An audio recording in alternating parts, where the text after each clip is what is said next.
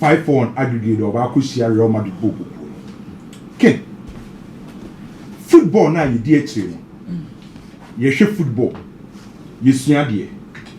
And you will tell you a lot of research about football. Say you ball and I say team B, you person say team B. Are strong on the field of player. The first thing I was all consider no any names. By see you ball now per se team you say team way or one idea was on the field of play. Say team no or proper playing system or proper playing methods. And as a team on the field of play, ultimately dominating the phases of play. And to say, on the field of play. Now, says our team no was idea we are making canning in a beer. And when I because our team no, you can say teamwork, omo boba, bono as a collective unit, as a collective body. And no, and as I say, me who Barcelona. So Barcelona is here kanya on the field of play. Unsa ball now Barcelona bono, omo proper playing system. Ball now Barcelona able say no one say omo playing methods no be a kosu ye. Omo dominating phases of play. Attack omo nye den so betima show mo. Eno na eye Barcelona bo boku omo sia kan ya. Won say eye teamwork. And you say Barcelona ewo. Eno game no. The first thing I did came was the lineup. Time a lineup ne ba ye no. Likely lineup na ba bonten proud to the game ni na na say. Lewandowski be chassis. No be him say Lewandowski be chassis. By all of a sudden lineup ne ba no na eye Ferran Torres and the leading lines no ediama Barcelona bobuku no. So in command na me busa me ho ne say Hansi Flick he dey no person o kire because yenim say eye Lewandowski na mostly o man chassis wo Barcelona especially wo big games. Enti me nyam sa lineup na fi de mani abre me pese me kun de Hansi Flick episode ye because mostly matches are Hansi Flick ashe Diego Pablo Simeone bia no. One, or you use the wide side overload. I will use the right side or overload the right side. Now I'm a Lewandowski. I will operate as an offensive pivot. Now on the one center back of Atletico Madrid. I preso now creating space the Barcelona. So seeing Ferran Torres say or Chassis no. Now feed me busa me won say any a game back kwa. Hansi Flick e betray ade foforo nyam ye enwunyumre. Because Lewandowski and Chassis me hu Ferran Torres no. Me hu say Papa friend say Hansi Flick or the bibi foforo na ebeba game nim. By kin, de me hu ini. One. Enwa game ni the first 45 minutes. Aya Barcelona na dominating play first half. The first 45 minutes obi o hwe game ni bi ehun say Barca na attack more, Barca na control game no. So the first half na Barcelona dominating no.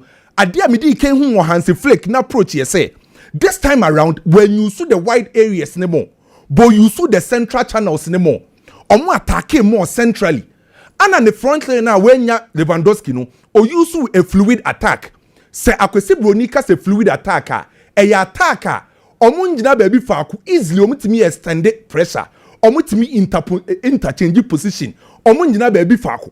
Enti se ukofa Lewandowski mani be rap fluid attacker. Or yes our players ni bi ono be njina baby faku. Or person operating mostly in the box. But without Ferran Torres chassis no Barcelona use more of a fluid attack. Omo njina baby faku because Atletico Madrid for yebo bokwa. Ken omo defend ya omo hoden no eye man to man and zona.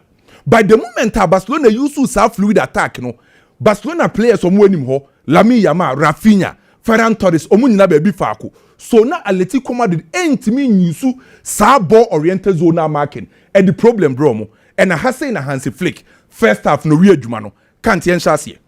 The first 45 minutes Barcelona use more of central channels. And ken wa watch mo Facebook ni TV. The Barcelona use ye proud to first half. Almost show mu go dominate Barcelona Atletico Madrid ye. Pedri no ye controller no. In the first 45 minutes, ni duty anytime be a Barcelona ba attack be was a Pedri a movie in between the lines. Because uni Dani Olmo e wo game nim. Uni Gavi e wo game nim. And say upo bi otimi interpretative space. Ebet me invade ya ebeye Pedri. So anytime be a Barcelona be initiate attack no, Pedri unable movie in between the lines. Ferran Torres now operating as the number 9. Who expected say Barcelona be lead the attack and number attack bi na. E was all boxing by there be. Enra Barcelona be attack bi na. Ferran Torres now obo as a number 9 no. Or drop deep kakra ebeka the central midfield players no just to create numbers for her. Rafinha na no operating as a left winger. Or may move from the left wing and move centrally inside midfielder. No Wababeka Pedri, Wababeka Frankie Dion, Wababeka Ferran Torres already or Femi Lopez. So the first 45 minutes, Adia mi hu say Barcelona yen say omo overloadi Atletico Madrid centrally. On say no akin Atletico Madrid about 3 back. About 3 center back. Cesar Azpilicueta, Jose Jimenez and Nomon. Because Barcelona use more central channels and force Atletico Madrid 3 back near say I was almost stepping out na creative space for Barcelona. No me use so o pese u prove na sama make can me prove further. Yanche Barcelona go no mo say no. Man Barcelona go ni ndi nkomo. Ade a Hansi Flick here no. When they operate as a right wing Gadema Barcelona, Lamine Yamal. They operate as a right back, Kunde. Sa 2 players, the mostly say Barcelona attack here, unse omu take na the right side. Our ring so. By proud to Barcelona go, unse initially me catch say omu use more central channels. Barcelona kwese go no. Lamine Yamal ni Kunde show omu position. Omu move by the central midfield area. Omu person omu crowded Atletico Madrid was central area. And non the force say Atletico Madrid for defenders say almost step out. And Yebenya Azpilicueta was stepping out. Yebenya Nomon was stepping out. Yebenya Jimenez was stepping out. And the creative space our match ball. And you who Lamine Yamal say almost a line breaking pass. No? So Barcelona were clever in their approach. Say time they are near wide areas in the but in this case, and Kekoya Barcelona on any day. Ubenya Lamine Yamal say Ojina the right wing.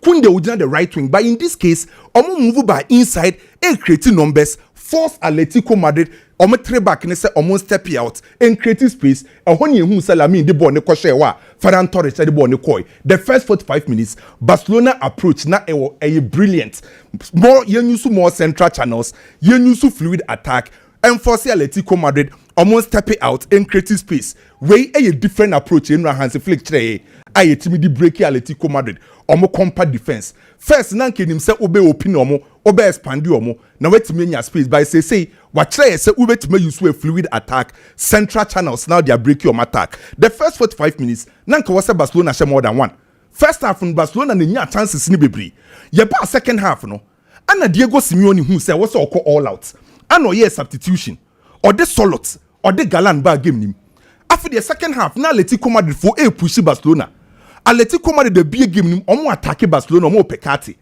enra me catch say ade ba akwa ama Atletico Madrid ne Barcelona wa be win game no ejina wo coach ye free bibi say how we betime adapt to the situation of the game how our game ne ko no de na betime ya betime adapt at the time of Barcelona na pressure wo mo so no ana papa fence Hansi Flick e de Eric Garcia be mu ana odi Araujo be mu open defensive cover open defensive solidity ken second half Barcelona defended very well. Second half, and pressure over Barcelona. So no, Wadaruma. How many times now once Barcelona defend this? How many players? 9 players inside of my box. Where Barcelona will defend it? On the 54th minute. Once a time ninko baby out. That time not so lot ne galan mabim. On the pressure see Barcelona so. Barcelona forces why a substitution say open defensive cover and solidity or the Araujo or the Eric Garcia ba. Barcelona sama yen say defensively betima City deep e say no Barca na Madrid final no ye betimi hu bi say ye betimi bi Madrid for na gu akire say yes sa na Barca for intimi ka Madrid for defend debi because my be where Barcelona where 54th minute na nye corner kick debi okay where Barcelona will defend so in the second half no Barcelona sa show class in terms of defensive ability when him say Atletico Madrid after the game one ball shot on target and Barcelona ma Atletico Madrid able 0 shot on target. Diego Simeone afana to so mame we suspending the players e kura no. What fail team no. Ken situation here say those team dey krom no team ketwa. Any team ketwa mejitum. By to de bisu so me feel kakra de man say. Uwo Liga Barcelona ne Real Madrid woman den so be dominate you. So Matisa conversation be oba Premier League in Kobeje. Oba Premier League go betimi ewrim by still no kra na nye easy sir. By one go for car about Atletico Madrid or Manja Lucky Madrid Barca. But the same Atletico Madrid team we a bit magic Premier League. Oh, why not? On bit magic. Sala League omo Premier League in ma and more successful chance of Spain. Omo Premier League emphasis FA Cup ne sa trophies no bit magic. Ba Uba La Liga na Copa del Rey no Barcelona na any favorite tournament o. Okay. Ana wo no Champions League na bo na Real Madrid favorite tournament. La Liga no time je sa. So Atletico Madrid me tum say La Liga no waji bi pen. Copa del Rey no waji bi pen. By time I was expected so betima dominate time bia no. Nioma nkoye mfa mom by enra de to be honest with you Barcelona etre say omo bobo a omo use collective team enhance Flick obefa boboku no. Na nkofo target ne say ontimi nye successful. Na nkofo ni believe by say we making sure say we turn doubters to believers. And Kofonia believes say Barca betima yibi by Ferran Torres can the form no woman anwede. And one year you know come over. Ne form no woman anwede. Ferran Torres. Ne form okay, you so. Ne fourth season ye. Ne fourth season with Barcelona. Ne best season ye. When you goes to do. Season about when you goes kesi penny fourth season 16 goals inti ken baby akika kone die say you La Liga Clasico be true you wo you dey to you should be you dey ni na ehwe you know come on say final way final so the way declare baby awo kwanya obia be fa so obeje trophy no obeje say the watch baby and na wo obeje Copa del Rey no wo Champions League oh they say they no ntimi nkanisa go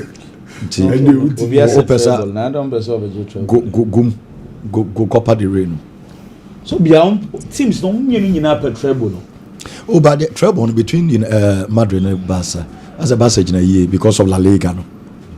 La Liga ne dani yo. It me done but this year because a Betis for them to stop your money no. It became La Liga small teams ni na aha Madrid ne Barca. Nti bibia still na you open. Okay. Open. Me asking. The ten say you we are send ya die ne the odds no any betway coats ni nyina de bema mo. Nti na wonya abotra twen kakra. Ken the ten say kura no and Chelsea bobo e wo match but ade na kwese say esamuti ase kakra na e bo game game no kese pa ne cause say Tottenham enye big club bio. Nti akoye sa nti sometimes you need to understand that.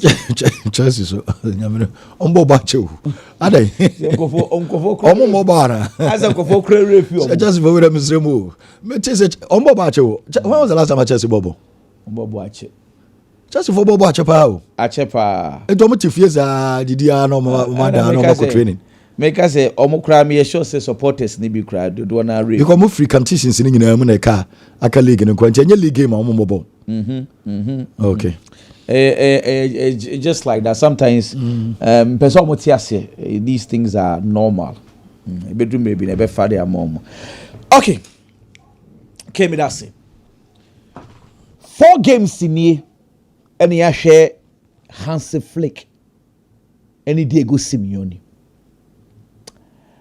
Me first game na ye 2-1 no. You know me very well say I kept on telling you said that game Hansi Flick did not manage the game well. Because it was a game Barcelona dominated, scored 1, they had chances, almost says a chance they drew maybe Atletico Madrid back game anymore no. He should have managed the game well but he felt na obeshe. You see, sometimes, a good coach, any obia. That is my say, Godfrey, I say, 16th match now, Chelsea ball match. 16th match. You were saying? And then a third, right? Hey! Chomka. Is it the idea? Yeah, we can say now. I'm on for Chelsea supporters. If players. Now, let me see. Kopama. Chelsea for me, Kopama and Lamine Yamal community now. They say, "Baby, idea now." Say Lamine Yamal, baby, on the media say Kopama. Kopama conversation about the way. And we are seeing this almost qualifiable Champions League. I answer. Yes, I competitions. Kopama, baby. Me know you agree. Yes, I so be umbo Premiership on kwan fa umbe tutu. We uja for be trick bi na nse ano ma sa the argument na ba maza o mo champions kidi mo yon komo isi inti a good coach any coacher you learn your lessons sometimes as I say we lose to the hard way so that you learn a better lesson from what you get share enra me far line up of Atletico Madrid na me very particular about Atletico Madrid because on my left back recently they have suffered. Shadia Rodrigo Goes against Real Madrid. Or they on left Lamine Yamal Omuntimi ni omo left wo. Iti coach no, wa try have Galan emfa, Ronaldo emfa. Wa try several players. Oya emfa. And now me was Spiliqueta or trying to left against Espanyol. He played well. It's me who Spiliqueta was squad no. Me, I felt to say beyond that Spiliqueta mum left back only for the game to start. He starts the game no, under 1 minute 54 seconds. Can they check get me that? Under 1 minute 54 seconds. And me who say Oma possible be the ama Pedri. Now, me idea about what can say. Barcelona, technically, they have gifted players. Nyamyadom, omu players are Bono edanenan woods me ball Lamine Yamal. Eto echia or the speed kwa kufa. Hafinya does that obo Ferran Torres. It is a Barcelona was our players miensa ojina park no soa. Nessa players no be to say Inigo Martinez. A onim passe. Pedri onim passe, Frankie de Jong enim passe je ball. No one press for more. Open one some 54 seconds inside the game. Watch this very well. Pedri picks the ball. I want to say Kofona set up na 5. Ronaldo na ekobo 3. Na Linoman mom abo left center back. Na Cesar Spiliqueta mom na elbow as a right center back. Look at the pass. One touch pass. Pa ball way. Under 1 minute, I want to say Senka. Let's come and do it. Learning our lessons. When Lamine Yamal move on. Next one. Lamine Yamal foul ball, pushy ball. No, wait 6 seconds. Oh, under 1 minute, Lamine Yamal in a clear chance. Wait, Kaya your own goal. Under 1 minute, Barcelona had shown their intention. Say, Bono, they are going to play most of the ball. Our Lamine Yamal half. Mami 18th minute. Afei, Lamine Yamal football on the 18th minute. This is Barcelona getting the ball. Frankie de Jong. Or football on one. Now Oshen Finfia because that whole idea they say Barcelona for no and Pempi no more overloading Finfi. It is all Barbons Hafinya on Gina left war or Beka striker no. Na Pedri so Beka Hubi. Na striker no and run Ferran Torres. It's some miensa original Finfi. It is say Atletico Madrid bought 3 at the back. I mean say Oma tension won Fifi. Well, this is Frankie de Jong. 18th minute. Let's locate Lamine Yamal. And Lamine Yamal was unplayable. Now, Ken, Lamine Yamal, we've said so many things. You see, the only difference between Lamine Yamal and the contenders for Ballon d'Or is goes Aquano onse. Because Bon Nankasa Bon Afi, inipa no bi afa akwara so wo ya akwada nti onya abotre ni mrebeba se panyin bi na ebo bi we ya nke bebo ne dia afra Ballon d'Or. But a lot of people have certain notions say osa masa for a young guy almost small clubs and yes small clubs no who's wo big games what friend one he shows up akwara he was unplayable. I'ma try having Galan previous games and now Ronaldo and Lee Norman onunkwa and into no man say Simeone Guillermo Ekwaka Hubi. Still they could not control him. And until let me show you the goal. Lamine Yamal foul ball no. All the attention Rodrigo De Paul, Lee Norman, Ronaldo Obiesha Lamine Yamal. And he was very intelligent. And again, I remember Ferran Torres Abasu because of foul ball na place in nation no. The only movement he saw was Ferran Torres to say, "Oh, move into that space." And on the ball in this show. Now, Lamine is not getting the goals. The goals will definitely come. On one case, no start here goals. The goals will start goal scoring. But for now, Akurano pre-goal assist na all I was super because that pass. How did he see it? Wait, me feel say go next year. Maybe for Ferran Torres about no. One muso say all black in the day man can bo yense no. Muso anyade. Wanyade kra. Okapo ni muche papa. He was confused. No person about be commit penalty. Into okay. Now, this is where I may bobo hands flick abaso. Okay. And this is what I love to see say. And now, first half. Atletico Madrid share pa. Now mo ko dressing room no. Diego Simeone say Oko catch the players and say, hey, mo Barcelona we save mo papa. Or say Barcelona saved us. Because chances are Barcelona nya no. They should have killed that. This is according to the coach. Coach about press conference. Some of the kind or say or catch any place in Barcelona save one more because they could have been down by like 4. And nothing na here about first half, second half here start or make 3 substitutions. Clement Lenglet, ebe is explicated for him. As P, he should have gotten a red card. Start tackle no koya on a finya no. Or you need free because of the card near. And Oma Hafi Galan bemu. And a man Sulot ebem 3 changes. Say yen starty. Now watch this sequence very well. Just say afe Atletico Madrid eba be attack because Atletico Madrid now say games so many Barca born so many game ni more second half. But wait, or your substitutions nentem. Or yeah no system no. Afe Atletico Madrid attack here. Or more attacking the 3-2-5. 3-2-5. Watch the screens very well. It says say omo be pin Barcelona for no. It is say enim ho no abaye Sulot, abaye Alvarez, abaye Antoine Griezmann. Tio. And the first signal by on the 51st minute. Now, Sulot the Juma by and say ombe jina Pauku Basis because now uja for break kra. It pass be buffer Pauku Basi home manunya 1v1. Alexander Sulot 51st minute kese so she go no. E ho na answer flick and we say odi agra. Sa de ni biankofo no second half de bion betete kan bi beto no. This is the chance. I mean, wait as I sank Sulot eshe. 54th minute. Now let's go Madrid asanso akwa cross ama Clement Lenglet. Free header. 2 chances within 3 minutes. And Hans Flick who's a mistake. Because ideally, previous games no so the Eric Garcia beba. Ebi akabe 5 minutes. They have 4-4 no. A year 4-3 and send on the Garcia but Saturday momentum no let's go Madrid for. But this time around, quickly 58 minutes. Not the Eric Garcia. Listen to this very well. Or the Eric Garcia, but one for them be Pedri, one for them be Frankie de Jong, or the be why? Fermin Lopez.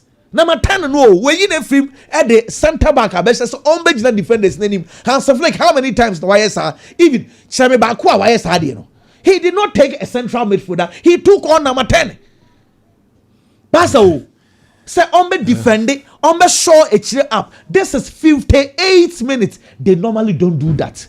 And no, you roll yourself. Pau Kubasi continue because in Kofono crosses somewhere. No, so man, careful. No, man manage game now because previous games, man manage games in it very well. And then the Barcelona do some pen so me both coach in Abaso for that. And now, tell me 1 minute. Make sure Manchester City game against Leicester City. Jordan, are you Ebano? I was proud. Commentator kept on saying, say, Jordan, 300 appearance for Premier League. Premier League. 300, game number 300. Jordan, are you? African players on my ball. Ninano. Kolo Toure about 352 games. Before Zaha about 305. Enche Jordan Betono. Kaka 5 games. But watch it. Obaba had the second. Africa more games because Oba EPL 2015. This is 10 years. Naken, me kasha nyame bisa question. When last did you see Jordan? Are you injured? Jordan Umpra. Checking 10 years ni when you're 2 injuries. Jordan, are you 10 years? I don't so cry. I miss 2 games. We pray 2 times. And I miss 2 games. 10 years. We miss 2 games. Umpra. Jordan, now you're fit on her. Who knows what's hombre? Na me okay. Leicester City Jordan myself free. Yeah, fairness you. Jai club no na but Biggie and Biggie remember what rem to pa e won Baba Sports because now stadium more. But for Bibra Fakakra now bet also e wo Baba Nra Kotoko ni be United game no na wasande no so atwo so dia mame. Why? Check it to be Barcelona ne Atletico Madrid game no. Adia me share na me dwendwen ho nyina ne say when was the last time I Barcelona supporters am so much confident to say trophy bi omo be share bia task bi omo be share bia no they are going to conquer that particular task and as a trophy. When was the last time after Pep Guardiola? The last time I make say Barca for nya sa gidie ni bi pa was a free 2015 eba time na Luis Enrique omo coach. After that then so be Barcelona supporter you so much confident team nimo. Now, sa confidence naba, sa GDA naba. It is because they have gotten a certain man, a friend Hansi Flick. Oye Jumadema Barcelona Bobo Kono. And anytime you have been supporters so much to the team, Anytime you have supporters, so the GDS Surunku supporting team, no, then clearly they have a manager. Oh yeah, Juma Surunku be the Babo Boko. Hansi Flick at the start, a lot of people didn't have that kind of trust. Any believer of Papa Nimu. So bet me a year Jumano. But each passing day, each passing time, or keep on proving say he's a good manager or you're right for the Barcelona job. Can apart from a Juma or ye, ball or my born and ra, win a win yano. Hansi Flick, as we speak, are in contention with every kind of trophy. Barcelona Bobo Kun Ebo and as a Barca womb. Already we did the Supercopa Espana. He's in contention. The Spanish La Liga on that sort. When it comes to Champions League, omo quarter finals, Copa del Rey, wakwa kopiemu finals. I no so wakwa pre no for that particular trophy dey free on. Kin in 2025, Barcelona Bobo Koni unbeaten. Obi antimi nche Barca. E 2025 mu. Omo about 21 games. I win 18 and omo draw just 3. And a Jumana Papa ne no. He's putting some sort of mentality in certain players. And as a Barcelona Boba, players are near few some weak in the past. Barcelona Bobo Kunim. People like Pedri tackle some beko last season, previous seasons. I did injury bebano. This time around, mentally they are tough, mentally they are sound. Omuko in for certain tackles are adding. So we slow down when it comes to a football, our park and so. And clearly, you see a brother flipping team and a real team. So if Barcelona is sound, Barcelona is performing well, things are going very well for Barcelona. Now supporters then you say any confidence, no. Say trophy be a bit more money biano. Or my say Jata come deno. Or move fast our trophy now. Now you Juma Papa friend say Coach Hansi Flick. Aye, and I'm on my side again. To kudos to the manager. I'm only hoping say Nkonko dura ni mu Nkonko yes Liverpool di enibi. Ombe in contention with everything. Ebe we are saying a Premier League in Kwa and I feel Liverpool Baba Beje. I'm hoping it's a Barca season no and Conquer yes because a Jumana Papa na no or Sefata every trophy aye possible. So bet me ajeken. Oh, back for Chelsea and Tottenham. These two clubs and I was saying a big game, a London derby. But unfortunately, Tottenham performance this particular season no untimi nya sa GD and ewum. Tottenham. The last 5 matches at Tottenham Bobo na bono. It has been extremely difficult for them to manage one win. Ken, one win no manage no. It was in the Europa Cup. I was AZ Akma 3-1. Uya no ni free one domestically Premier League ni Tottenham Bobo the last 3 matches until we bi. I extremely difficult at the amomo. We lose to Manchester City. We draw Bournemouth and I will lose to Fulham. It's Tottenham and certain clubs are middle table teams. Tottenham have 4 points there free no. This time around, a very difficult area Tottenham Bobo. Chelsea on the other hand, and so any shimpo they have that ambition. So I'm to person will qualify for the Champions League next season. And that is still on course. Chelsea at the point no my dark horses with Premier League nimu and I move few say bimpa omo to me about the Premier League title if December the move no and Yaman said that you good and from Chelsea Bobo no but say we share Tottenham and Yaman conquer from mano the last 12 meetings between these two Tottenham are winning just 1 the last 12 meetings Chelsea are winning mako 9 and what draw 2. If Chelsea has that kind of Arsenal so they beat Tottenham on any day. Now can Nicolas Jackson as him? He's fit and available. The last 3 matches are Wabo versus Tottenham, watch 4 goals. Bako Krampo the Obo hat-trick. It's a one teamer or person share because when he meets them, he scores and things goes very well for him. And I believe say Chelsea quality no mukitano. So who pe team? How the be peja who pe team? How the best 7-2 position was top 4 mu. Now Lithuania that good kuchina. I was saying here Tottenham.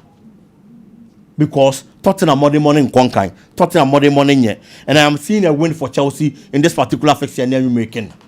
Okay, Biggie, my main sign mess about Susia, but Ali Maradona Sofia and I live in Canada, but okay, you better come up because I'm running more Barbara Sports in Masanta Kotoko, and the United game 90, Obesa Betwa Susia, my name, my main for way and to